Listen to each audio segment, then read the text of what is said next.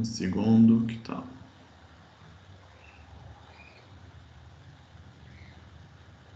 Prontinho, professor. Boa tarde a todos. Nós vamos então dar início a mais uma jornada de retórica do Grupo ERA. Eu quero começar agradecendo muitíssimo ao professor Jean-Pierre Chauvin pelo carinho de estar com a gente nessa tarde e pela humildade de ter escolhido um tema que está falando muito proximamente aos nossos objetivos do livro desse ano. Então, a gente fica muito feliz e ansioso pelas suas palavras. Muito obrigado, viu, professor Jean-Pierre? Eu não sei se é a Catrine ou a Márcia que vai apresentar. Catrine ou a Márcia, quem vai apresentar o professor? Luana? Sim, quem vai apresentar o professor é a Catrine, mas antes disso, como o professor já disse, já fez a abertura, nós estamos aqui, boa tarde, né? Em primeiro lugar, a todos, todas, todes. Nós estamos aqui para dar início a mais uma edição da nossa jornada de retórica e argumentação. Hoje, privilegiando o diálogo entre a retórica e os estudos literários, lembrando que essas jornadas, né, em todas as suas edições, são realizadas pelo Programa de Pós-Graduação em Língua Portuguesa da PUC São Paulo e promovidas pelo Grupo ERA, que é o Grupo de Pesquisa de Estudos Retóricos e Argumentativos, que é coordenado pelo professor Dr. Luiz Antônio Ferreira, que acabou de falar. A nossa palestra de hoje, assim como as demais, ela está sendo transmitida pela plataforma Teams e ficará gravada. Também temos a possibilidade de interação via chat. Ao final, todos que quiserem se manifestar com seus comentários e perguntas sobre a exposição do professor poderão se manifestar. Esses comentários serão lidos. Aos que puderem colocar os comentários no chat, as suas perguntas, ou serão abertos diretamente ao palestrante, caso a pessoa queira, né, abrir as câmeras e microfones e perguntar diretamente ao professor. Nós teremos esse espaço para interlocução ao final da palestra, ok? O professor vai fazer a sua apresentação, então, em aproximadamente 45 minutos, e depois disso, nós teremos aí esse espaço para perguntas e respostas, que serão mediados pela Catrine e pela Márcia Pituba, que também estão aqui presentes na sala, ok? Lembrando que, para todos os inscritos nessa edição também da jornada, nós teremos certificados que serão disponibilizados no nosso site. Hoje, então, nós temos o prazer de receber o professor Dr. Jean-Pierre Chauvin, com uma comunicação que tem por título Inuentium, Dispositio e Elocutio em O Nome da Rosa, de Humberto Eco. Agora, então, eu passo a palavra à Catrine para fazer a leitura do currículo do professor Jean-Pierre.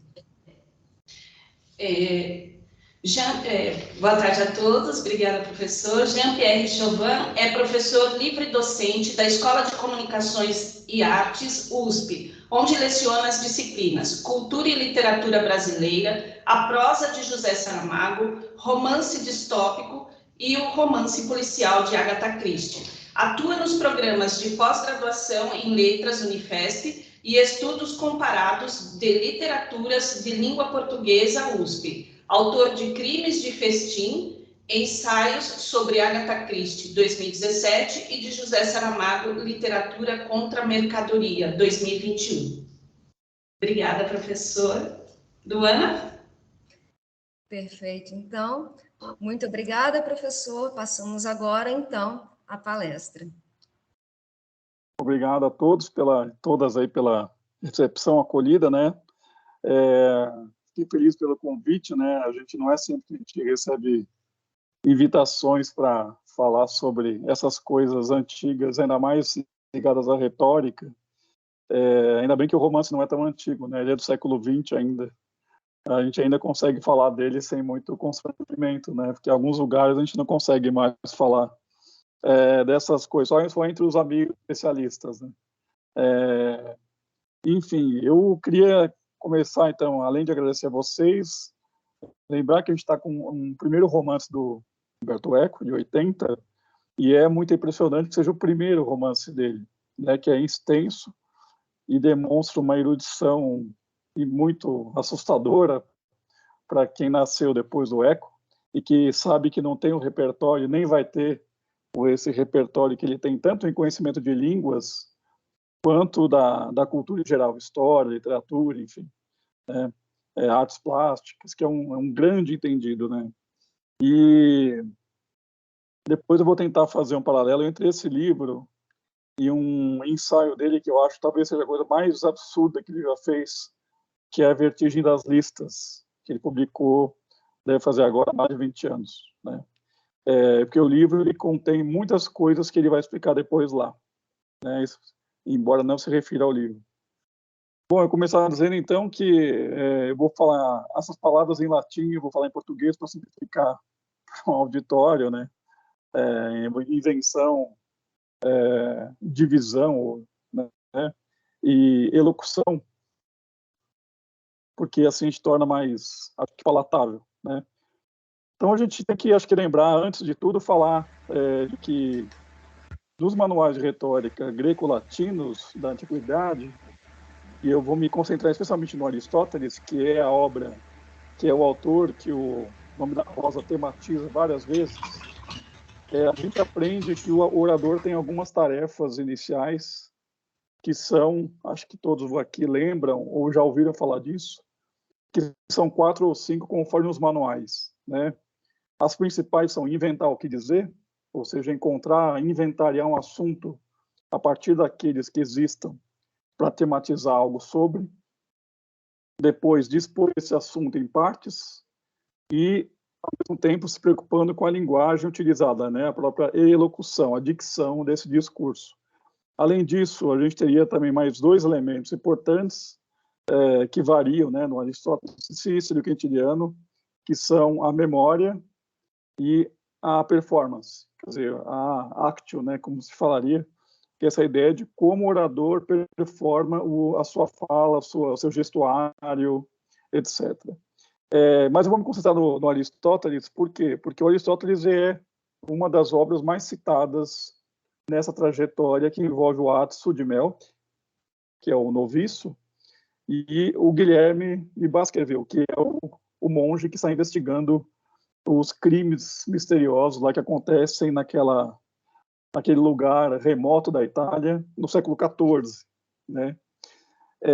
Bom, se o romance remonta ao século XIV, a gente tem que pensar que Umberto Eco começa a imitar então a linguagem de outro tempo também. Então a primeira coisa que chama a atenção no romance, para além da erudição, etc., é que Umberto Eco usa uma linguagem, tenta voltar a uma linguagem antiga, né? Por isso que a tradução desse romance ao português, segundo os tradutores, é muito difícil, porque ele usou um italiano que não é italiano corrente, mas muito desse léxico do romance veio do italiano arcaico, que a gente chama de arcaico hoje. Então a primeira questão passa pela linguagem, né? E a segunda questão, voltando aqui para falar dos manuais de retórica, que a retórica é uma arte da persuasão, nós sabemos, e ela visa, portanto, a que o orador ou quem escreve um discurso com esse fim tenha o propósito de persuadir ou convencer quem está ouvindo ou lendo, né? E o que é interessante observar aqui de cara, né, é que esse romance ele está afiliado, digamos assim, ao que a gente chamaria de espécie ou subgênero detetivesco, porque ele é um romance de investigação. Só que ele não é só isso, né? A gente pensar que o romance tem essa trama policialesca, digamos, embora não haja polícia, mas tem os monges, né? Um monge que investiga e uns que querem impedir a investigação, a gente sabe. Mas o que o Humberto Eco também vai ressaltar 3 anos depois do romance... Só um minutinho, professor, só um minutinho. Diga. Éber, pois não? Pode falar, Éber. Sim, rapidinho, professor, desculpe. Eu vou pedir somente ao Rafael e à Edil que desliguem suas câmeras, por favor, só para o professor ficar em primeiro plano para a gente. Agradeço. Obrigado, desculpe, professor. Obrigado, Catrine. Imagina. Então, eu estava dizendo que em relação ao nome da Rosa, o que chama atenção de cara no romance para um leitor de primeira viagem, né? Quando você lê a primeira vez o romance, você pensa, bom, isso é um romance detetivesco. Né? Mas depois, quando você relê, como eu fiz agora, essa última semana, a gente vê que não é essa a principal motivação do livro. E digamos que esse é o eixo que atém o leitor à história, né? Quer dizer, é um recurso que o grupo utiliza para, digamos, manter a atenção do leitor, né? Essa tensão do romance, mas a gente percebe que tem muitas questões para além do método detetivesco, né? Isso é importante pensar.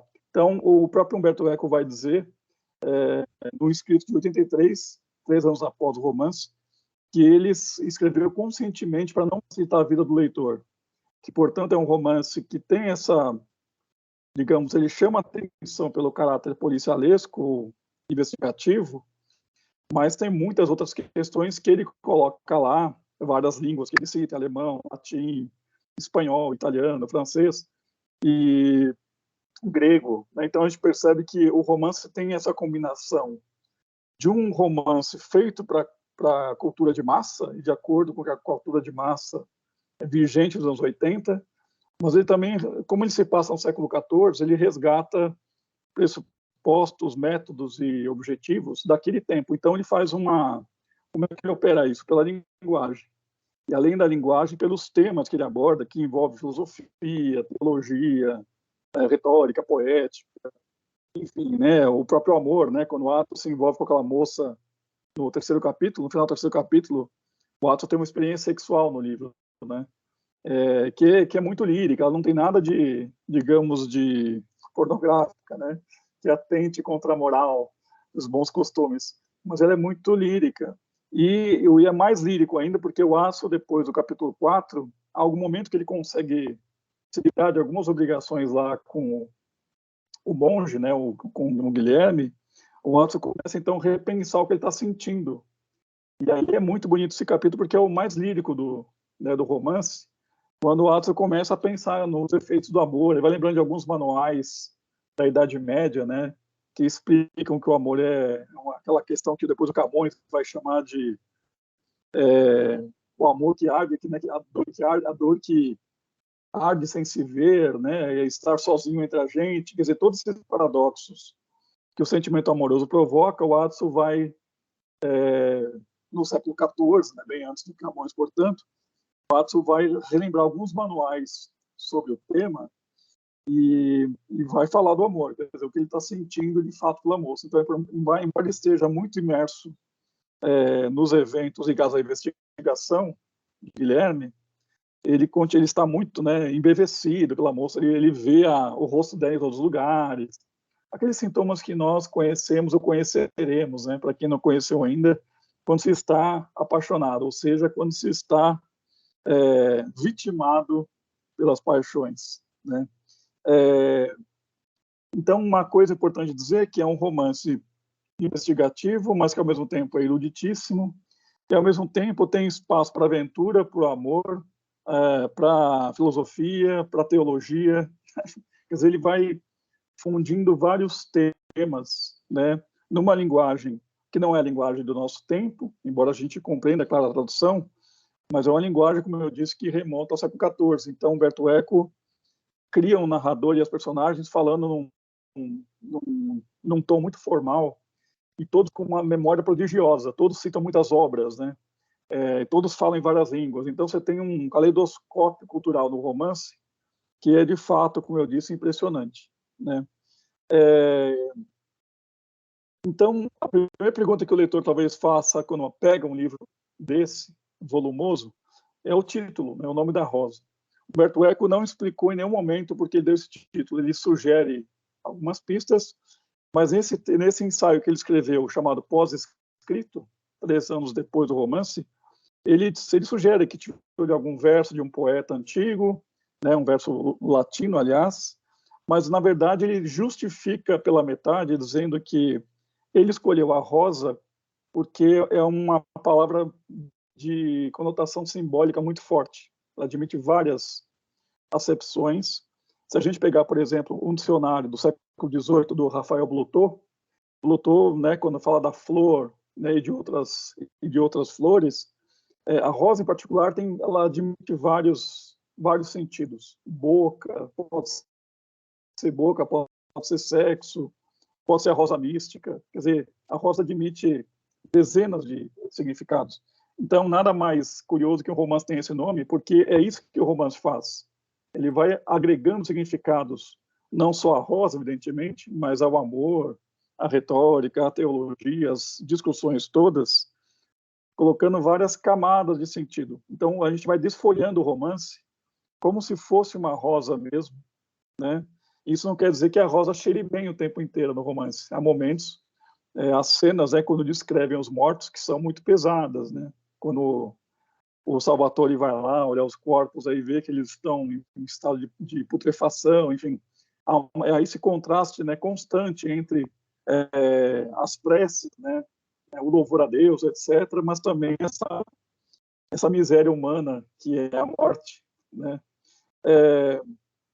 Ao mesmo tempo, tem uma preocupação logo no prólogo para dar uma ideia, uma credibilidade ao romance. Quem a gente pega a primeira vez, a gente acha que foi Umberto Eco, né? Que Umberto Eco que fez isso, né? Que é uma fórmula do século XVIII ainda, né? Quando as pessoas fingiam que o livro era factual, né? Baseado em fatos, né? Em memória, e não uma ficção. E Umberto Eco, para confundir mais o leitor ainda, no prólogo, ele não assina o prólogo, mas ele remete ao livro dele mesmo, que é o Apocalípticos e Integrados, que escreveu na década de 60. Então, a impressão que dá é que o Humberto Eco está falando com a gente como se atestando a veracidade do teor do livro. Mas é tudo invenção do Humberto Eco, né? O que é muito legal do ponto de vista desse recurso que também é retórico no Humberto Eco. Quer dizer, eu atribuo credibilidade a um romance, portanto, uma ficção. Dentro desse romance, ele tem vários gêneros também textuais, né? Você tem lá na biblioteca aqueles do scriptorium, né? Que é o lugar em que ficam os monges copiando os livros, né? A gente tem vários tratados ali, né? Poemas, pedaços da Bíblia, enfim. A gente tem a impressão, então, que o romance é o gênero perfeito para essa história, para essa narrativa, porque a gente sabe que é um gênero que inventou no século XVIII, né? Inventado no século XVIII, e esse gênero, como ele é maleável, ele permite que a gente aborde vários assuntos e outros gêneros literários dentro desse gênero maior que é o romance, né? Ao mesmo tempo, quando sai o romance em 80, ele é muito premiado, ele é muito celebrado, né, pelos motivos todos, a erudição do Humberto Eco, ele já era conhecido como semioticista, como historiador também, né, de artes, etc. Então, quando aparece o livro, é assim, né, um estrondo na Itália e fora dela, recebe alguns prêmios importantíssimos. E, passando para a história em si, a gente lembra que é um romance, como eu disse, investigativo, e o Eco, que tem uma cultura vastíssima, brinca com a gente, com o leitor, porque ele bota o nome do Guilherme de Baskerville, né, que é uma referência direta ao Sherlock Holmes, a uma aventura dele, do romance, século XIX ainda, né? E então Guilherme Baskerville, que faz referência ao cão dos Baskerville do Conan Doyle, e coloca o novice como se fosse o Watson, né? Como se fosse o auxiliar da investigação. Então, ou se a gente quiser pensar, o Hercule Poirot da Christie e o Hastings, né? Quer dizer, é uma dupla sempre essa fórmula que ele recupera do século XIX. E por que ele citou o livro dele, Apocalipse e Integrados? Porque lá, e também no Super-Homem de Massa, Humberto Eco faz um estudo muito detido sobre o gênero policial e suas origens, né? Então ele vai voltar para o Allan Poe, vai percorrer o século XIX, vai chegar até o século XX, dizendo que o cinema, de certa forma, repetiu essa fórmula nas telas. A ideia de um vilão, né, de um antagonista, de uma dupla de investigadores, enfim.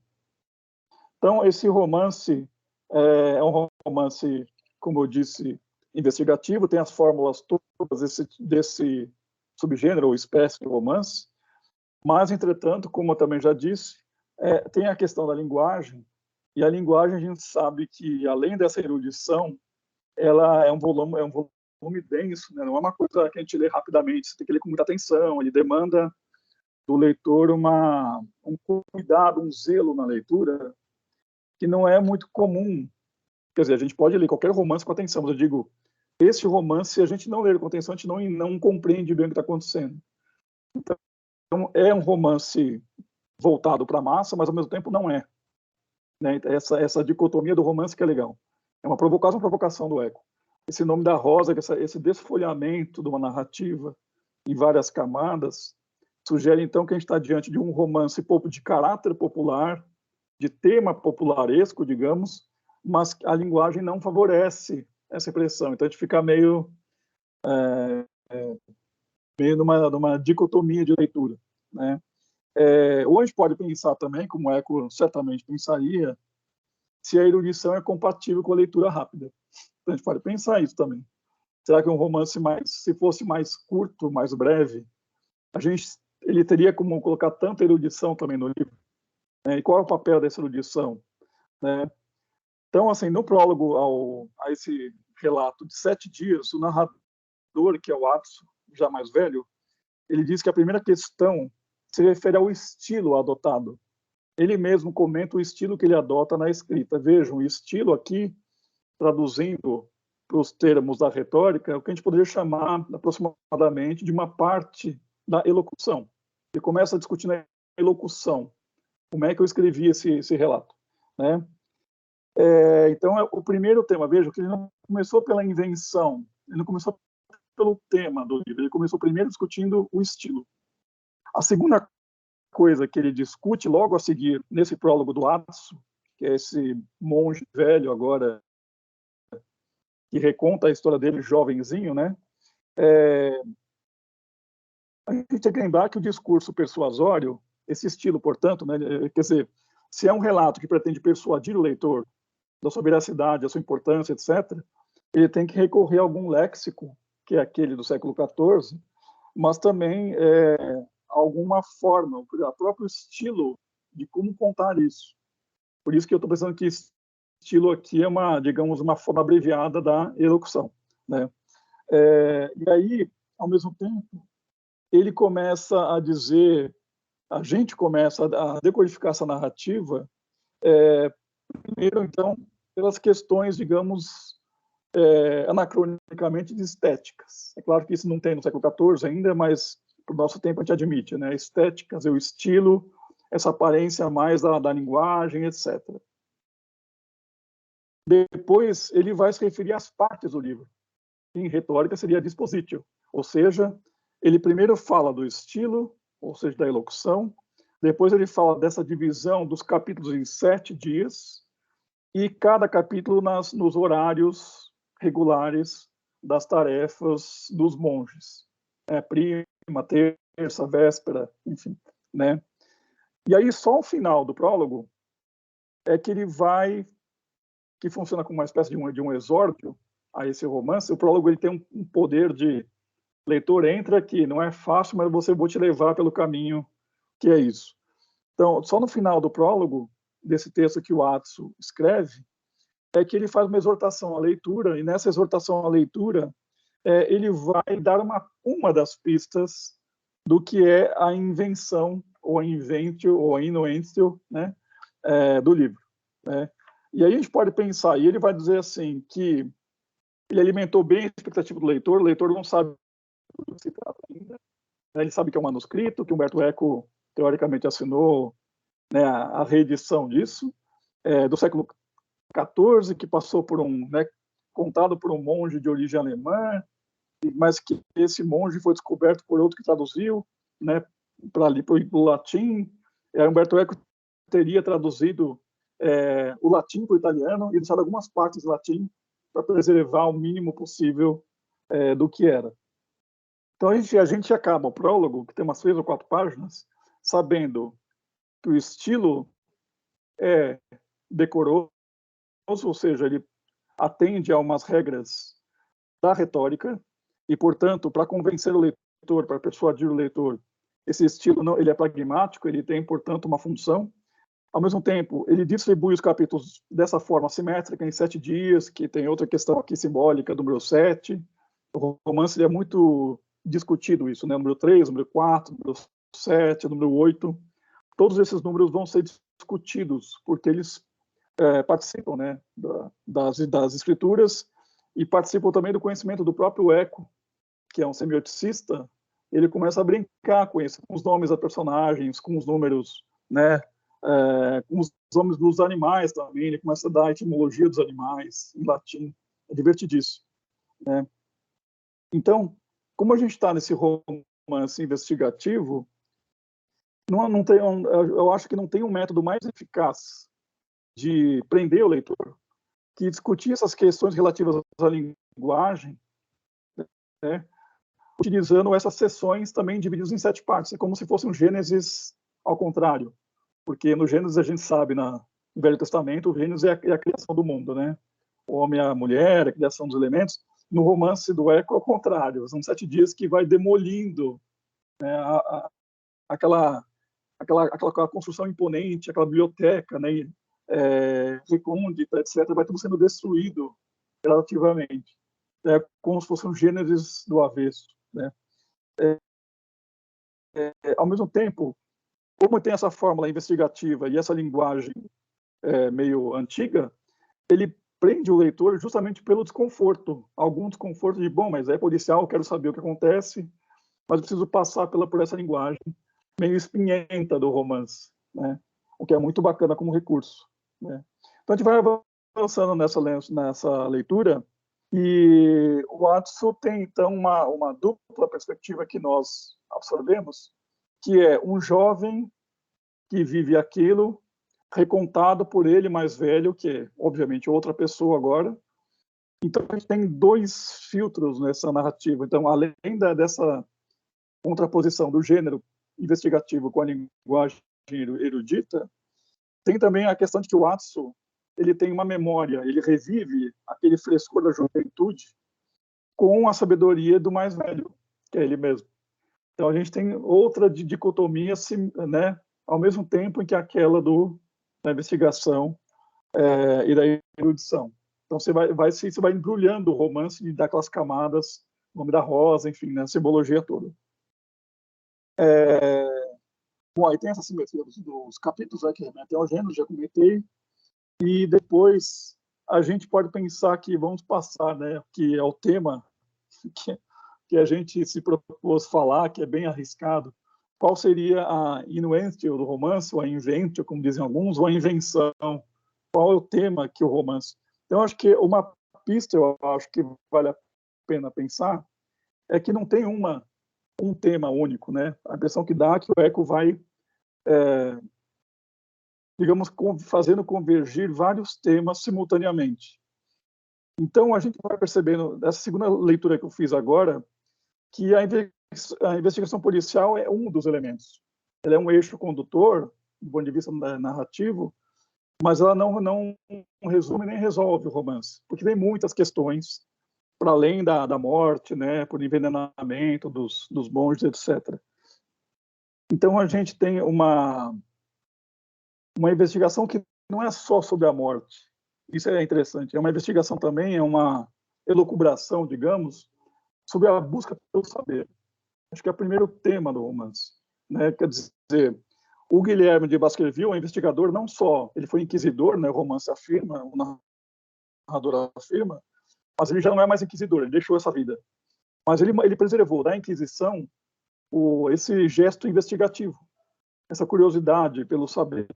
Então, a primeira barreira do romance é que o Guilherme e o seu noviço, Watson, eles representam a ciência, né, o sedento pelo saber, que estão numa abadia murada, fechada, e que eles têm acesso a todos os ambientes, menos a um, que é a biblioteca.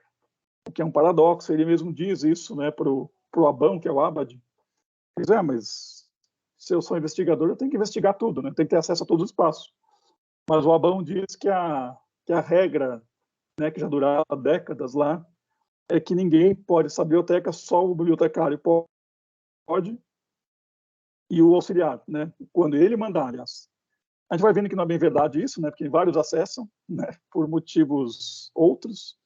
E então a gente vai percebendo que essa trama vai se complexificando. Então tem a questão do saber versus não saber. A biblioteca, então, em algum momento, o Jorge, que é aquele cego, né, que é o principal antagonista, digamos, ele que tem, né, essa coisa contra o riso. Ele, né, em vários momentos, ele diz que o riso é interditado, né, porque Jesus não ria.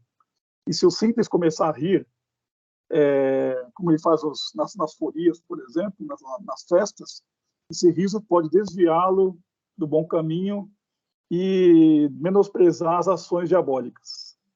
A outra questão que ele diz é que o riso, se os doutos, os entendidos, como ele, os monges, começam a aceitar o riso, eles também não vão levar a sério as advertências, né, que os dogmas têm, as escrituras, etc., os tratados, Santo Agostinho, Tomás de Aquino, enfim.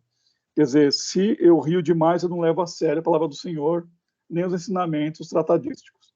Né? O que a escolástica ensinou, as primeiras, segundas escolásticas. Então, a briga é essa. Então, saber versus não saber. Então, a biblioteca passa a ser, segundo o Jorge, não um lugar acessível, como a gente pensa na biblioteca hoje, mas um lugar de salvaguarda, que não permite as pessoas terem acesso ao conhecimento.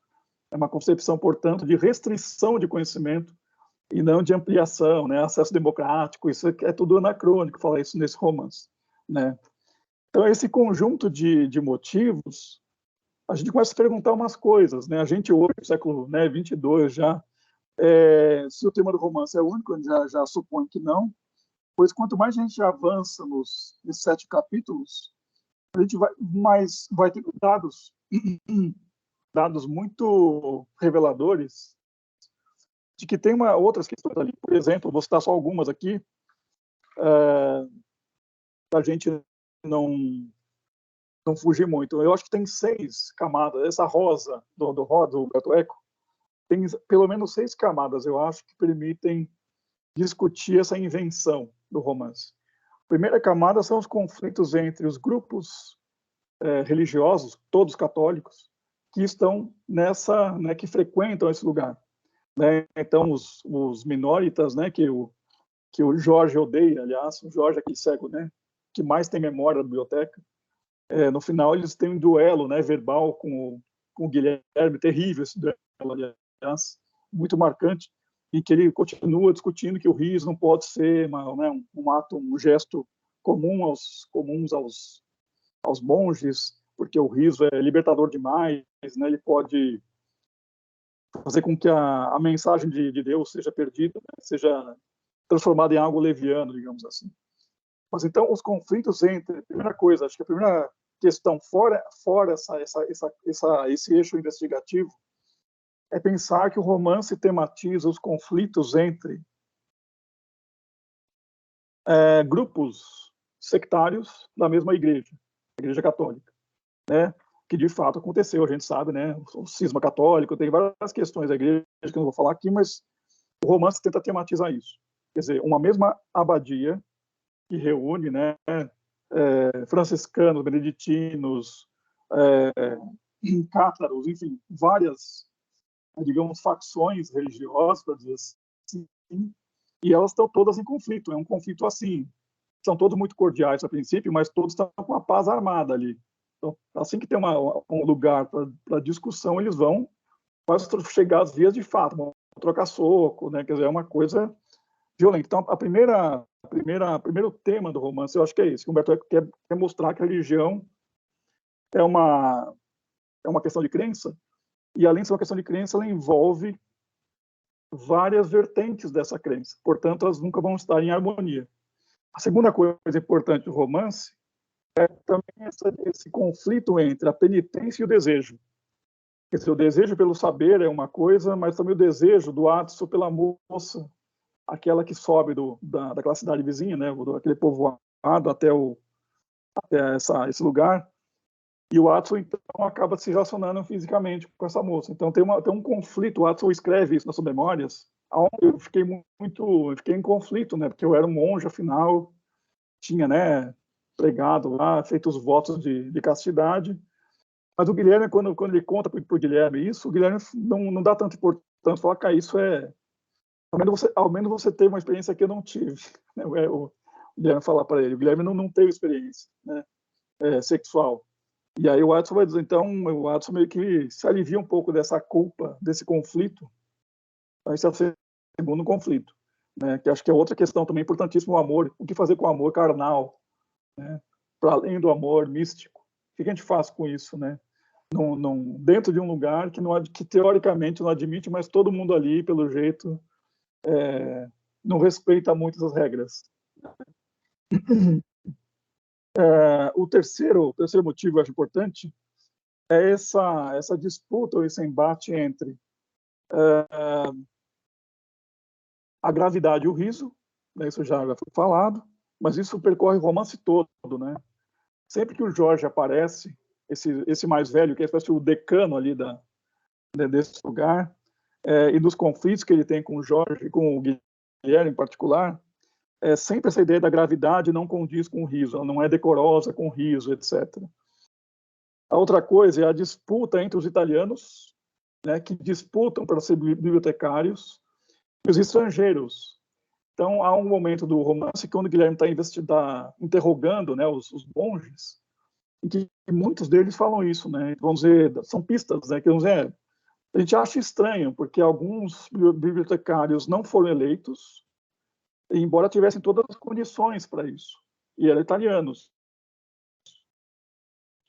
Então, é como se fosse uma questão do Umberto Eco, que é italiano, né, que coloca dentro do romance, tematiza isso também. No século XIV, já viu, né? França, Itália, enfim. E a impressão que dá é que os italianos foram deixados de lado, mesmo por mais eruditos que eles fossem, mais capazes que eles fossem, foram deixados de lado por questões políticas, basicamente. Né? E porque, claro, interessa ao Jorge, que é o Jorge de Burgos, né, que é o que controla a biblioteca, interessa a ele colocar os sujeitos que ele consegue comandar. Se ele coloca um italiano, um cara tão erudito quanto ele, ou por aí, ele vai ter que enfrentar problemas, questionamentos. Então, ele coloca sempre um pau-mandado, em português de hoje. Ele coloca um sujeito ali que é um subserviente a ele. Um cara que nem sabe grego, por exemplo. Né? Vários que são postos ali, depois que o Jorge chega, ele está lá há mais de 50 anos, né? Ele vai colocando pessoas que nem sabem árabe, não sabem grego, não sabem as línguas que estão nos livros.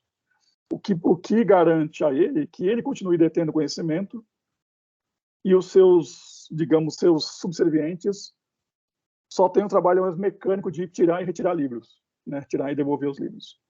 E a outra coisa importante do romance, outra camada de leitura importante, é pensar que Umberto Eco volta e meia, né, o narrador, quando dialoga com o Guilherme, relembra dois autores fundamentais para ele, que são Aristóteles, né, porque ele cita vários elementos da retórica, etc., mas também o Roger Bacon. Né? Então, quer dizer, o Roger Bacon representa a ciência, né, a questão de que a fé tem que estar servida da ciência, que uma coisa não exclui a outra, enfim, que é como o Guilherme pensa, aliás. E o Aristóteles, porque tanto a questão da persuasão via retórica, quanto da composição poética via o Tratado de Poética do Aristóteles, essa é a busca, quer dizer, digamos assim, que a busca específica do Guilherme, né, desse investigador monge, é pelo segundo livro da Poética de Aristóteles, que a gente sabe que está sumido de fato. Quer dizer, isso é um dado empírico. Não existe, a gente não conhece nem árabe, né? Então, quando a gente lê os estudos críticos à poética do Aristóteles, a gente sabe, todo mundo concorda, isso já é meio pacífico, que a primeira tradução da poética do grego para outra língua foram os árabes, que fizeram no século X. E aí, do século X ao século XV, XVI, quer dizer, esse manuscrito foi sendo retraduzido em outras línguas. Então, a versão que nós conhecemos hoje, que a partir do século XVI, final do XV, né? Quando ela foi impressa em italiano, latim, depois italiano, etc. Essa versão que nós temos é uma retradução das traduções, né? Então, do grego, depois árabe, depois latim, depois latim vulgar, as línguas latinas, enfim. Então, a gente tem uma versão da versão da versão. A gente tem digamos, uma síntese do que deveria ser essa obra, que é, como muitos acreditam, um manual para alunos, né, e talvez até feito com a ajuda dos alunos do Aristóteles, né? Então é interessante pensar isso. Então a gente tem essas várias camadas. O romance, então, não tem só um tema para a invenção, mas ele vai articulando todos. Aqui, então, recapitulando, as diferenças entre as fés, as abordagens da mesma fé, por seções diferentes, o conflito entre o desejo e a penitência, que no romance inteiro aparece isso, porque os monges, antes da chegada do Guilherme e do Atso, eles vão ficar sabendo aos poucos que os homens lá se envolveram, alguns dos monges tiveram relacionamentos também. O cara da biblioteca se envolveu com um ajudante, que se envolveu com um tradutor de grego. Então, você tem uma salada ali também entre os próprios monges. Então, você vai vendo que a abadia tem toda uma imponência, né, na forma, nas orações, naquela disciplina dos horários, mas tudo aquilo é uma casca, porque, no fundo, aquela estrutura toda, muito disciplinar e obediente, ela esconde, né, encontros com moças que vão lá à noite em troca de comida, se relacionam com moças que vão lá, relacionamento entre os monges, né, que, segundo o romance, lembra uma das leis, né, antigas, de que é o sexo contra a natureza, né, quando o mesmo sexo se relaciona. Quer dizer, isso também está tematizado no romance. Então, a gente pode pensar que são várias, não dá para dizer isso em latim, né, mas em português, sim, várias invenções, várias maquinações simultâneas. Haveria muitas coisas a dizer, mas eu pensei, para finalizar, em só citar alguns trechinhos do romance, né, só para ilustrar um pouquinho o que seria. Então, no primeiro capítulo, por exemplo, o Guilherme enxerga aquela estrutura enorme e fala assim: a abadia rica, o abade gosta de fazer boa figura nas ocasiões públicas. Então, a gente tem essa primeira descrição da abadia. A gente não conhece o abade Abão ainda, mas a gente já vai dentro do romance assim, bom, tem alguma coisa errada com essa abadia. Ele nem entrou lá ainda, né? Depois ele mesmo fala: a arquitetura é, dentre todas as artes, a que mais ousadamente busca reproduzir em seu ritmo a ordem do universo. É belíssimo essa frase. Quem é arquiteto, assim, né, ou quem estuda arquitetura e poesia e música, é fabuloso isso. Aí ele tem uma discussão depois com um dos monges. Ele diz assim, mesmo porque ele tem essa discussão com o chefe, né, o próprio chefe, né? Mesmo o inquisidor pode ser impelido pelo diabo. Como quem diz, né? Eu já fui inquisidor, eu sei que isso é uma tentação. O poder, né, nos tenta, né? E depois esse Abão, que é o abade, responde assim para ele: a biblioteca defende-se sozinha. A biblioteca lá desse lugar. Insondável como a verdade que abriga. Enganadora como a mentira que guarda. Labirinto espiritual é também labirinto terreno. É belíssima a passagem. Tecnicamente, são várias passagens bonitas assim no livro, que a gente, concordando ou não com elas são muito cativantes, né? Então você vê que a questão da investigação só começa depois. Isso não é importante ainda. O que nos detém depois do romance é a linguagem mesmo, essa discussão teológica, filosófica, né? Depois, alguém pergunta assim, acho que o próprio Guilherme pergunta assim, já no segundo capítulo: se é ruim ler certos livros, por que o diabo haveria de impedir o monge de ler? Quer dizer, esse é o paradoxo. Ué, se o diabo quer nos aterrorizar com os livros, por que não deixa a gente ler? Então, e a preocupação, a gente vai saber muito depois, já no finalzinho do livro, que a preocupação do Jorge, aquele senhor cego, é impedir que eles tivessem acesso ao segundo livro da poética do Aristóteles, em que ele define o cômico.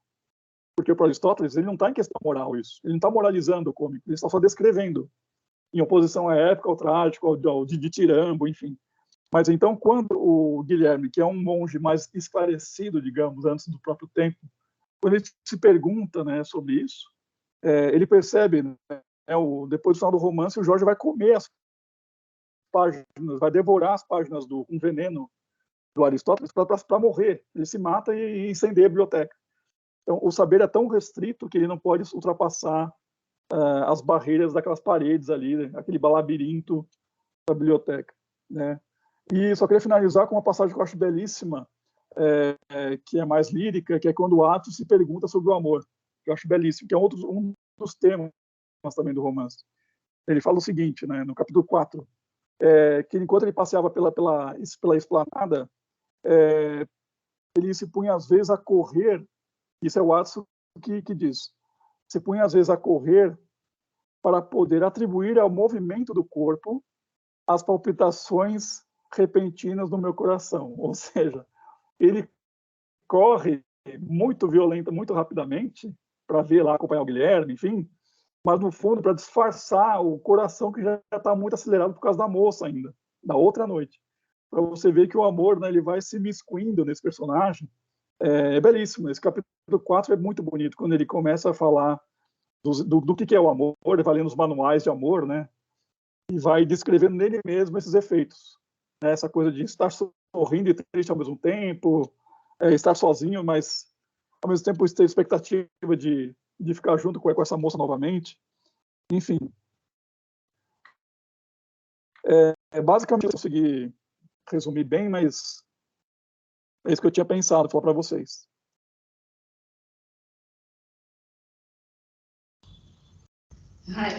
Obrigada, professor.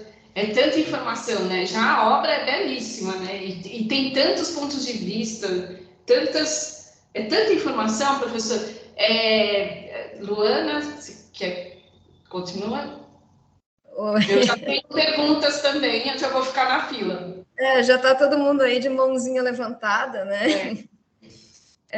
Eu só quero agradecer mais uma vez ao professor pela bela exposição. A Catrine já se empolgou e já tem a perguntinha dela ali, mas eu vou passar oficialmente, então, né, a palavra às nossas moderadoras, que vão aí mediar esse momento de interlocução mais direta, né, entre o pessoal que está fazendo as perguntas por escrito e as pessoas também que queiram se manifestar aí pelo microfone. Catrine e Márcia, está com vocês. Cat, então você pode abrir as perguntas com a sua pergunta. E quem quiser levantar a mão para fazer uma pergunta para o professor, fique à vontade, tá? E aí a gente vai fazendo esse bate-bola para conversar um pouquinho sobre isso. Pode fazer sua pergunta, Cat. Bom, professor, eu tenho um monte de coisa que eu sou apaixonada pela obra e com o senhor falando, então, fica mais lindo ainda, né? Como eu já tinha dito, porque é tanta informação e é tanto conhecimento que o senhor passa. Mas eu não tinha visto essa questão do amor, né? De todo esse ponto do amor. Mas o que eu pude perceber é que nesse caso do amor carnal, será que ele tem algo que parece que também tem a ver com o riso, é uma coisa mais emocional, né? Que briga com a razão, com o racional, que tanto a igreja queria trazer, né? Para o lado da razão, né? Então, seja mais racional e deixe de lado. Então, eu vejo que o amor carnal e o riso talvez está ali, né? E outra coisa, o senhor falou sobre o livro ser factual, baseado em fatos, né? Até falou sobre esse livro do Aristóteles, que pode ser que realmente sumiu, né? E também eu vi no final que a fogueira, né? O fogo que pega na biblioteca. Então, tem vários dados que fazem com que seja fatos, né? E, inclusive, aquele pó que eles passavam no dedo no livro e depois, que era o motivo das mortes, parece que depois também foi investigado, que tem sentido tudo isso, né? No sentido dos fatos, né? Por ser talvez um romance policial. E também queria, o que eu queria perguntar é sobre esse gênero policial, se o que talvez pode, eu não sei se é uma regra do gênero policial, usar como persuasão a lógica dedutiva, indutiva, para que o leitor tenha entre nesses jogos, né? E o que o senhor acha sobre isso? Acho que, por enquanto, tem mais um monte, mas deixar o pessoal fazer. Eu acho que sim, né? Quando a gente lê especialmente o Conan Doyle, Agatha Christie, para pensar nos dois mais século XIX, século XX ali, de fato, né, o Poirot, né, o Agatha Christie e o Holmes, eles têm essa questão, né? O Holmes é um químico, né? Além de ele é um cientista junto, ele é um detetive cientista, toca violino, e tem vários conhecimentos de artes, né? Então esse conhecimento dele, que é de um polímata, digamos, permite a ele, né, chegar às deduções mais. A impressão que dá lendo é isso, que o Watson é um cara mais simples como nós, os leitores, e ele é genial. Então a gente é o alter ego do Watson, o Watson é o nosso alter ego, digamos, do leitor. E ele não, ele é um cara extraordinário, né? Ele não só tem a percepção inteligente, mas ele não conseguiria fazer isso sem essa habilidade de reunir, né? De associar o que ele sabe. O conhecimento prévio dele é tão vasto que tudo que ele vê para ele é sinal de alguma coisa, como o Humberto Eco faz aqui, né? Então, acho que sim, acho que a questão desse princípio dedutivo ela é fundamental para o romance policial, e o meu Eco também mostra aqui claramente que esse que é o motivador do romance. Quer dizer, como eu tenho um vasto repertório teológico, filosófico, investigativo, inquisidor, né, no caso do Guilherme, a experiência dele, ele tem 50 anos nesse livro, né? Ele já é um senhor, para aquela época, já é um senhor velho, um idoso. E esse sujeito muito experiente agora vai reunir tudo que ele sabe para investigar sinais que ninguém entende, né? Por isso que o Eco fica falando de sinais, né? Ele fala umas 4, 5 vezes no romance, sinais, atos, verdes finais, né? Muito interessante. Lembrando que o Eco é um semioticista, né? Quer dizer, é um cara que entende muito né, dos signos, da semiótica. Então, o romance ele brinca também com as cores, com os números, com os cheiros dos venenos, das ervas lá, arsênico, aconito, né? Acônito, né? Enfim, eu acho que sim, a dedução não é indutivo, né? Portanto, é dedutivo mesmo, porque ele reúne várias evidências para chegar a uma conclusão. Obrigada, professora. Márcia, pode. Então, eu vou fazer minha pergunta, tá, professor? Pois não. Professor, eu trabalho com a memória, tá? A minha pesquisa é direcionada à memória. E lendo esse livro, Memória e Identidade, tá? Do Joel Kandal, ele tem uma afirmativa que é assim, ele está falando em relação à história e à memória, tá? Ele coloca assim, as duas são representações do passado, mas a primeira tem como objetivo a exatidão das representações, enquanto a segunda não pretende senão a verossimilhança. Uhum. Toda essa exposição que o senhor vem trazendo e outros estudos, enfim, a gente percebe que é como se o Eco ele tivesse no meio, né? Ele de alguma forma ele está preso a essa história, né? Porque ele precisa em alguns momentos de uma exatidão, né? Das representações, ele traz essa linguagem para dar mais velocidade à narrativa dele, mas ao mesmo tempo pelas memórias, né, que a gente puxa pelo que está na Invencio, existe essa questão da verossimilhança. Não precisa ser exatamente dessa forma, mas eu preciso defender. Ele tem uma tese, né, que ele defende. Então, ele não pode também estar ali preso objetivamente à história. Então, ele traz também a memória para dar verossimilhança. Como que o senhor enxerga isso dentro da obra? Então, eu acho que tem um cruzamento de duas memórias lá. Tem a memória dos monges, né, que é uma memória que eu falei que é prodigiosa, né? Eles sabe, trechos de cor de vários livros, que naquela época era comum, né? O monge estudava 15, 20 anos, né, todo dia, memorizando textos. Então, quando ele tem 15, 20 anos de idade, ele memoriza partes do Evangelho, partes, né, de tratados, ele sabe de cor mesmo, não é assim, mais ou menos, ele sabe tudo, é um registro mesmo intelectual. Mas tem a memória afetiva, que acho que entra no que também que é a pergunta que a Catrine fez, né? Quer dizer, o Watson, ele é o meio termo. O relato, acho que você tem muita razão nisso. O Watson, ele não é mais dessa geração, ele já é de outra. A geração do Watson que reconta a história, reconta, e ele mesmo diz, com imperfeições, não sei se eu estou sendo muito preciso, me faltam palavras. Quer dizer, o próprio discurso dele reafirma que não é uma memória precisa, é uma reunião dos fatos que ele viveu. Mas, claro, fatos interpretados por ele, né? Que não é o Guilherme, também não é o Abão, também não é o Severino, né? O Salvatore, quer dizer, é a memória do Adson. Então, a memória é mais particular no caso dele, mas por isso que é mais afetiva. Para ele, a questão, o envolvimento com a moça é muito marcante. Isso vai reaparecer, né? No terceiro capítulo, quando ele se envolve com ela. Isso aparece no quarto, aparece no quinto, até o sétimo capítulo está falando dela ainda, né?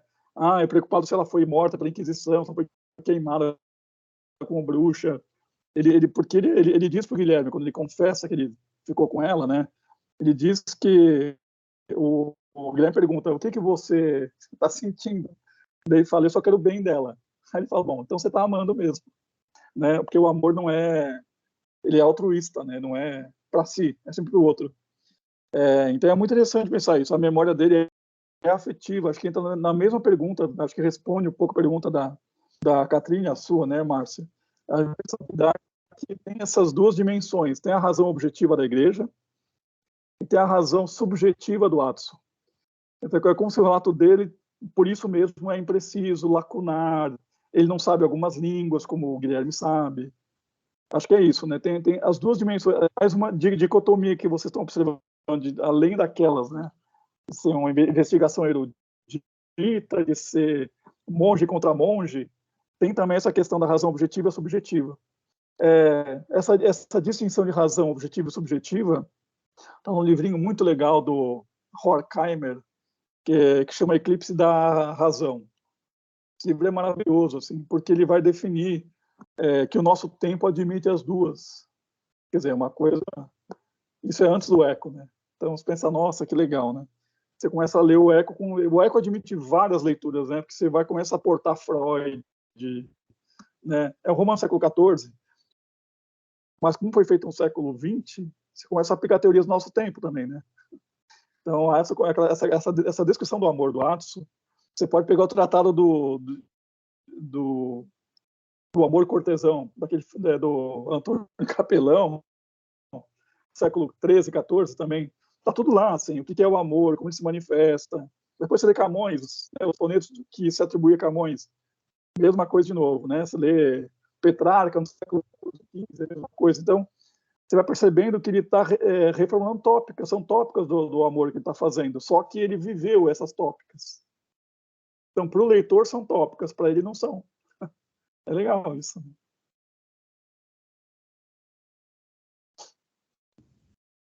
Cat, quer fazer a segunda pergunta?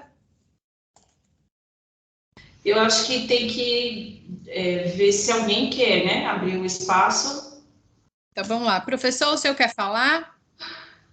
Eu sei que o senhor deve estar cheio de pergunta aí. Eu estou cheio de agradecimentos. Isso... o que o professor está falando sobre a memória, da dificuldade da linguagem, acho, professor, que o Eco, quando fala da máscara no pós-escrito, ele sente a necessidade como narrador que tem de contar a história, reproduzir a memória. Ele diz assim, na verdade, não decidi apenas contar sobre a Idade Média, eu decidi contar na Idade Média. Porque ele faz até uma alusão lá ao Snoopy, né? Para não ficar piegas, ele humildemente se diz principiante, claro que não, mas ao contar na Idade Média, ele encontra os motivos para essa, e não sei se o senhor concorda, mas como o senhor fez uma belíssima relação com o Gênesis, o Nome da Rosa é um livro da destruição, né? Porque primeiro se destrói fisicamente, os monges são mortos, depois se destrói moralmente, eles são mortos em função de uma questão moral, e ainda tem todo o privar intelectual de considerar mesmo a cultura apenas para os privilegiados, e os privilegiados estavam na igreja. Parece que todo esse amálgama justifica a questão da memória que o senhor bem explicou, né? Duas memórias bastante distintas, mas porque o próprio narrador está na Idade Média, contando fora da Idade Média. Me parece bem legal, assim, gostei do pensamento, acho que dá para a gente fazer essas correlações, não é? Não sei. Não é uma pergunta, viu, Márcia? Estou metendo o bedelho aqui, sabe? E é gozado, ele fala uma coisa assim, é preciso criar obstáculos para poder inventar livremente. É preciso criar obstáculos. Aí o senhor foi relacionando todos esses obstáculos, 6 deles, né? Que são explícitos num plano mais... Então, não são explícitos. No plano mais interior da própria narrativa, eles são muito claros, mas a narrativa esconde, né, todos esses motivos que vão configurar a vivência. É muito interessante esse senhor Eco. É muito interessante. E esse povo está estudando muito, viu, professor? Eles estão... Entraram no labirinto do Eco. E hoje, muito obrigado pelos esclarecimentos. Foi muito bom conversar aqui. Estou adorando isso. Ô, Márcio, falei que só queria agradecer. Obrigado. E falei pra caramba, né? Nada disso. Professor Chovão, o senhor quer... porque tem uma pessoa na fila, mas o senhor quer comentar o que o professor Luiz falou? Não, eu acho que é importante, muito importante o que o Luiz falou, né? A questão dessa falência moral, né? Moral e também a ruína física, né? Quer dizer, de fato você tem várias destruições, né? Da própria igreja, né? A própria instituição, ela está falida no romance. O Humberto Eco tem aquele livro que ele escreveu, Os que não creem, né? Que ele escreveu com um padre esse livro, né? Aí fica o padre e o Eco fazer uma disputa no livro, né? Para ver o que a fé defende e o que a não fé defende, né? E no fundo eles chegam a conclusões parecidas de que tanto a fé quanto o ateísmo são dogmáticos também de alguma forma, porque eles assistem, né? Eles defendem sempre o mesmo. A fé é uma invenção, então eu não acredito. Bom, a fé não é invenção, então eu acredito. No fim, você chega ao mesmo método, né? Que é como é que eu nego para além do dogma, né? É difícil, né? Porque o antidogma também ele acaba sendo dogmático, às vezes, né? Então, o pensamento crítico não é tão simples de fazer. Você absorver um pedaço e negar o outro. Ótima intervenção. Qual é a pergunta que alguém vai fazer? Desculpa. A Maria Flávia, ela vai fazer uma pergunta para o senhor. A professora Maria Flávia. Pode abrir o microfone, Flavinha. Oi, professor. Boa tarde. Peço desculpas que não posso abrir minha câmera hoje. Imagina. Foi um prazer ouvi-lo. Nós somos aqui da Universidade de Franca. Tem um grupo aqui te assistindo daqui também do interior. Ah, que legal. Muito bom. Foi um prazer ouvir essa fala e rememorar aqui a década de 80, né, quando eu li esse livro, né, era ainda jovem. Sim. E descobri Humberto Eco com muito fascínio. Depois, quando saiu o pós-escrito é uma pérola, né, que revela um monte de coisa que a gente fica imaginando e depois a gente pode assim entender o percurso que Humberto Eco quis fazer. E a pergunta da Catrine a respeito da sua palestra me fez pensar no seguinte, talvez seja uma provocação para uma coisa que não tem uma resposta fechada, mas eu gostaria de ouvir sua opinião. Quando ela diz que o riso se assemelha ao amor aí, nessa trama, pensando no riso como esse algo incontrolável que acomete o nosso corpo, e nós temos que dar vazão de alguma forma, nessa linha de raciocínio, o senhor acredita que o riso pode ser considerado uma paixão na linha aristotélica, apesar dele não ter citado isso, né, não considerar isso, mas até que ponto a gente pode pensar nisso, no riso como uma paixão, de acordo com a sua leitura e a sua opinião, por favor? Sim. Eu acho que, mesmo que a gente considere as paixões do Aristóteles, né, quando ele fala disso, eu acho que o riso é um sintoma, não é uma paixão em si. Ele é um sintoma da euforia, ele é um sintoma do descompasso, ou um sintoma de quando a gente se dá conta de, como o Bergson fala, o riso nasce porque os homens riem, porque eles são dotados de raciocínio. e como eles têm discernimento, eles percebem quando a coisa é grotesca comparada com outra coisa não grotesca. Então, quando alguém cai, por exemplo, alguns riem, eu não rio, mas tem gente que morre de rir quando vê o outro caindo. Eu me sinto apiedado de quem cai, mas tem gente que, né, que quer mais que caia de novo, para rir de novo. Então, são formas de lidar com o que a gente enxerga. Mas acho que o riso é mais um sintoma, assim como a lágrima é um sintoma da tristeza, da autopiedade, às vezes. O riso é o oposto, né? Ele é um sintoma de quem está num momento ali, ele nunca é eterno, né? O riso nunca é, assim como a felicidade não existe, o riso é só um sintoma, ele é passageiro, né? Mas eu acho que ele está ligado, evidentemente, às paixões, digamos, positivas, né? Digamos que está num êxtase, ou que está, que assistiu uma piada muito engraçada, quer dizer, ele é sempre um sintoma de alguém que está num excesso, um excesso positivo, digamos. Lembrando, né, que quando o Jorge, no romance, aquele cego que domina esse lugar todo, esse espaço, sendo cego, que é muito revelador, ele diz em algum momento que ele enxerga melhor com as mãos que com os olhos, depois de 40 anos cego, né? Já no finalzinho do livro. Então, ele é uma espécie, ele lembra, né, aqueles oráculos, né, antigos, que às vezes não enxergam, mas são muito videntes, mesmo não enxergando. Enxergam um futuro sem enxergar fisicamente as coisas, né? Então, acho que o riso tem isso também, né? Por que ele teme tanto o riso? Primeiro que o riso vai permitir que se torne levianas as coisas, mas também que se desacredite nos dogmas, segundo ele. Porque uma coisa é a plebe rir. Elas têm umas festas lá que, né? Agora, quando isso chega aos doutos, aos monges da igreja, o riso atrapalha os trabalhos, segundo ele, né?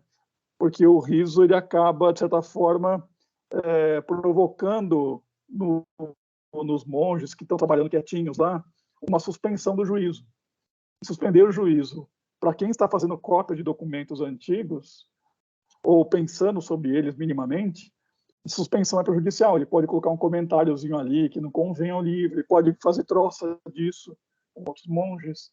Então, o problema do riso não é o riso em si, embora ele fale que o riso deforma o rosto, né? Ele fala que o riso deforma as feições. E nesse sentido, a gente volta à questão que a Catherine fez, por que o riso e a relação sexual no que eles são similares, né?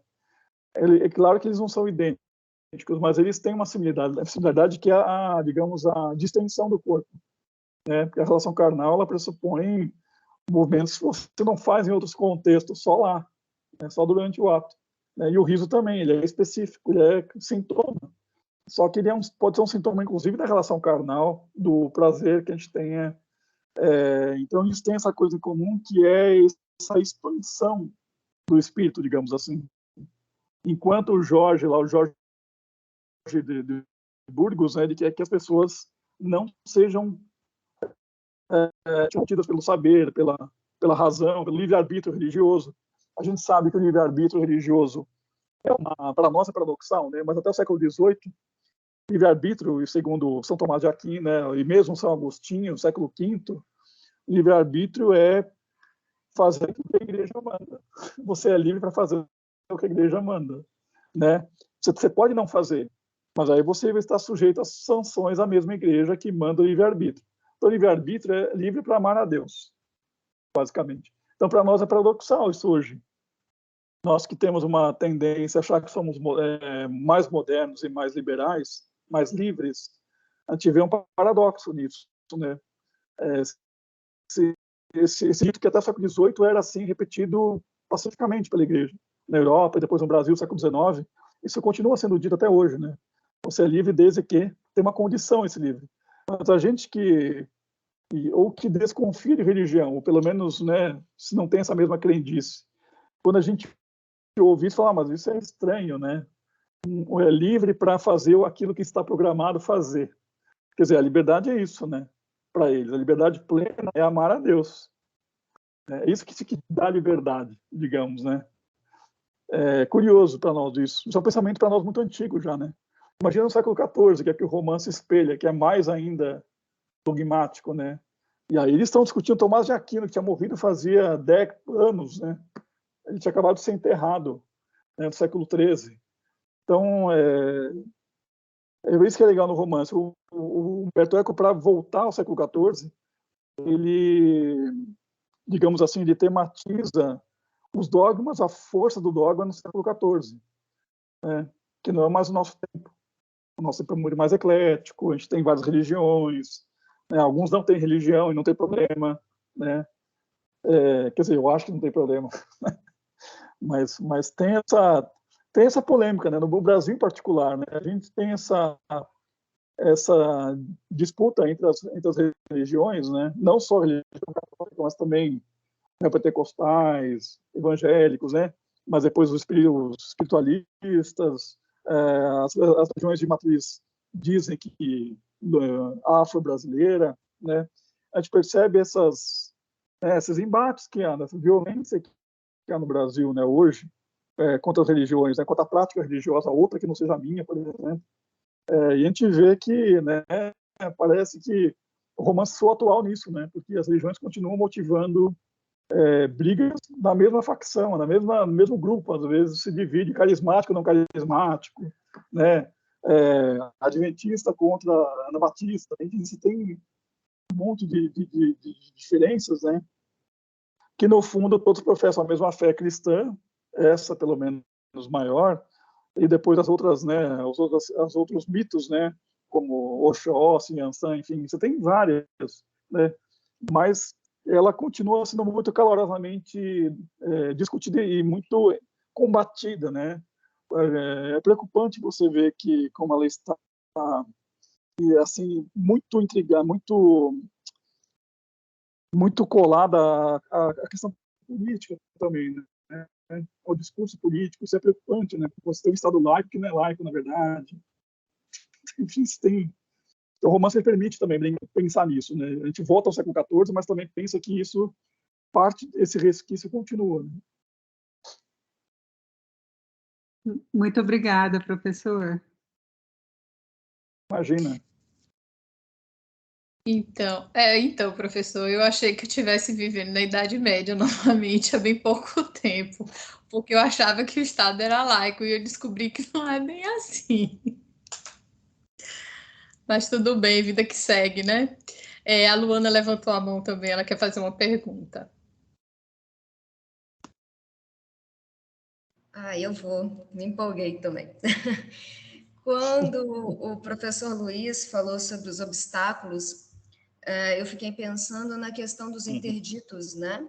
Porque o romance ele é composto por Sim. vários interditos, né? Por várias restrições, por muitos limites, também por muitas renúncias, né? Então ele tematiza em vários momentos o desejo, né? Esse movimento de busca, né? E todas as restrições que se colocam ao desejo.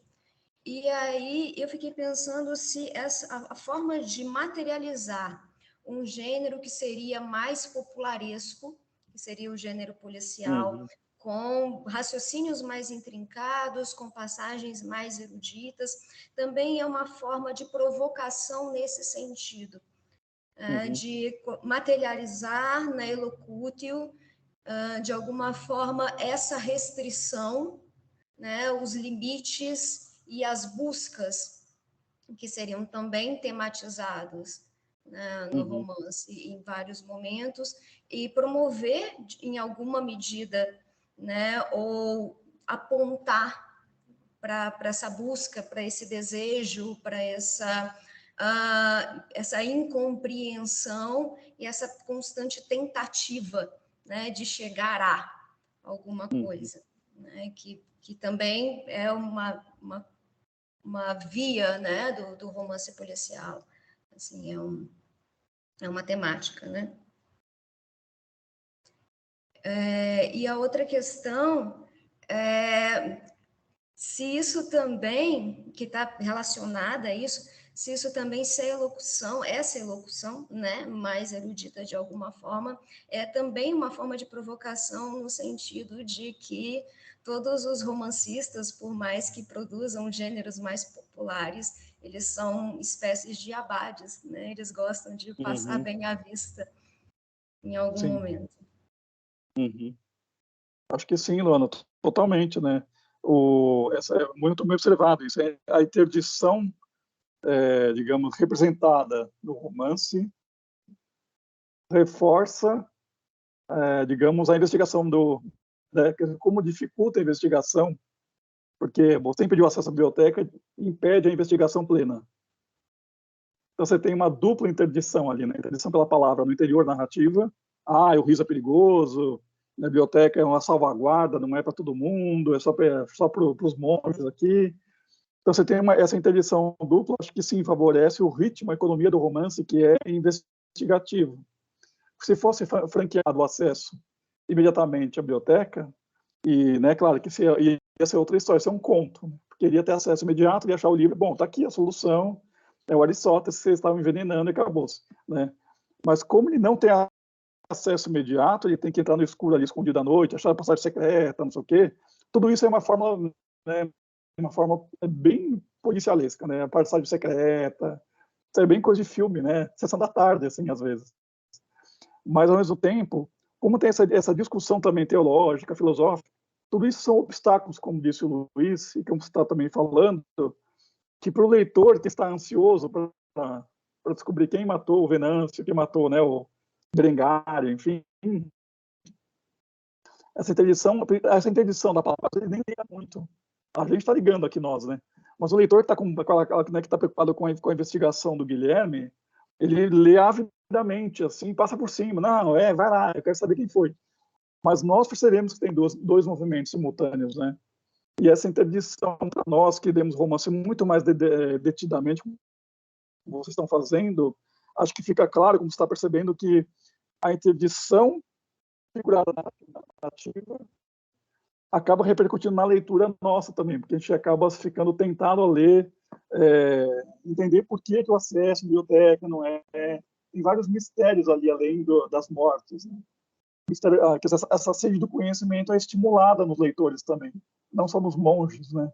É como se fosse aquilo que o Todorov falou isso, né? Que tem, digamos, a dimensão, digamos, diegética, que é a narrativa, e a heterodiegética, que é fora da narrativa. Como se o romance fosse uma metáfora disso, uma sinédio, que talvez invertendo, né? A gente, no romance, tematiza aquilo que nós também queríamos saber se fôssemos monges. Como não somos monges do século XIV, a gente quer saber outras coisas que também estão no romance, mas que também são interditadas, né? Então, a própria questão daquelas brigas, né? Com o Dulcino, por exemplo, né? Aquela seita que apareceu lá no século XII, XIII, quando o Dulcino liderou um grupo, né, de religiosos que defendiam a pobreza, mas paradoxalmente assaltavam quem tinha dinheiro, né? Quer dizer, é uma coisa curiosa o romance, essas interdições, ninguém pode falar disso, né? O Dulcino é um cara proscrito ali, ninguém pode falar, mas aí você vê que o Remígio e né, esse dispenseiro e outros têm contato com esse Dulcino. Então você tem uma abadia que é quase um Babel ali, né? Você tem um cara que fala isso que várias línguas, um pedaço de cada língua, né? O Salvatore, ele fala um francês com italiano, com latim, com espanhol, né? Como se ele fosse o Babel ambulante, aquele cara, né? Mas ele sabe muitas coisas também. Ele traduz essas coisas nessa língua babélica, babilônica dele. Quer dizer, o romance tem essas muitas facetas, né, o tempo inteiro. E eu acho que sim, acho que estimula. Acho que o que você está dizendo é isso, né? A própria interdição que o Jorge comanda ali na biblioteca estimula em nós o espírito de investigar, né, não só as mortes, mas também o saber, né? A gente sai do romance com a marginalia, né? Tem que ler isso, tem que ler isso, tem que ler aquilo, tem que ler aquilo. É muito. É uma investigação do próprio leitor também, né? O que eu tenho que saber para esse romance também? A gente nunca está preparado para ler isso, né? Fala, bom, Humberto Eco era genial, né? Eu sou medíocre, eu leio isso aqui e falo, gente, mas eu não sei isso aqui, nunca vi essa obra antes, só ouvi falar, mas nunca li. É muito evidente isso, né?